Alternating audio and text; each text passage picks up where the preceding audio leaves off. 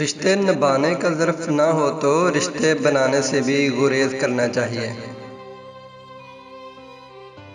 جب دولت آنے سے کسی کا اخلاق تباہ ہو جائے تو سمجھ لو اس کے زوال کا وقت شروع ہو گیا ہے۔ کچھ لوگوں کے اتنے چہرے ہوتے ہیں کہ سمجھ نہیں آتا پہلے کون سے والے پر تماچا مارے۔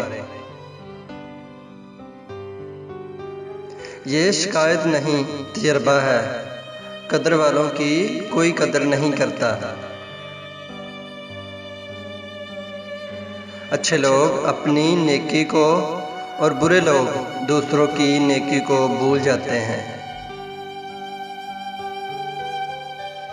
حساس لوگ بہترین لوگ ہیں، دوسروں کے لیے، اپنے لیے نہیں۔ الفاظ کی نسبت خاموشی زیادہ وضاحت رکھتی ہے، اور خاموشی میں کبھی منافقت نہیں ہوتی۔ بہترین وقت وہ ہے جس میں بدترین لوگ سامنے آ جائیں۔ خزاں کے گرتے پتوں کو حقیر مت سمجھنا، کیونکہ انہی پتوں کے گرنے سے بہار آتی ہے۔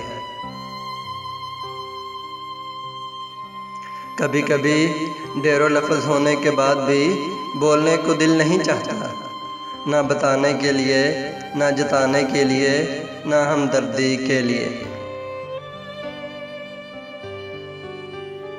وقت آپ کو بتا دیتا ہے کہ لوگ کیا تھے اور آپ کیا سمجھتے ہیں۔ دلوں میں فرق آ جائے تو تعلقات نبھائے نہیں جاتے بلکہ گھسیٹے جاتے ہیں۔ سب سے خوبصورت اور صاف زبان رویوں کی ہوتی ہے۔ کچھ کہنا سننا بھی نہیں پڑتا اور ساری بات بھی سمجھ لگ جاتی ہے۔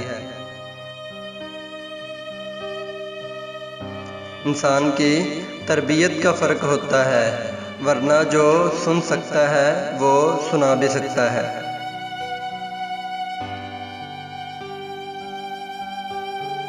دنیا وہ کتاب ہے جو کبھی نہیں پڑھی جا سکتی، اور زمانہ وہ استاد ہے جو سب کچھ سکھا دیتا ہے۔ کسی نے پوچھا، اس دنیا میں آپ کا اپنا کون ہے؟ میں نے ہنس کر کہا، وقت اچھا ہو تو سب اپنے، ورنہ کوئی نہیں۔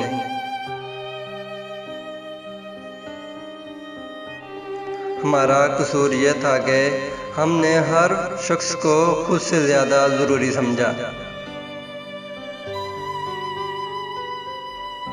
وقت، موسم اور لوگ، سب کی ایک سی فطرت ہوتی ہے۔ کب، کون، کہاں بدل جائے پتہ ہی نہیں چلتا۔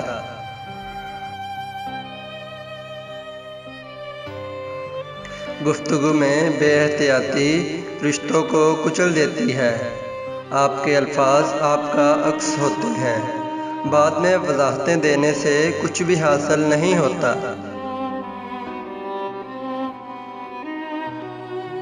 کچھ لوگوں سے نفرت نہیں ہوتی، بس ان کی کچھ باتیں سوچ کر ان کو محبت دینا مشکل ہو جاتا ہے۔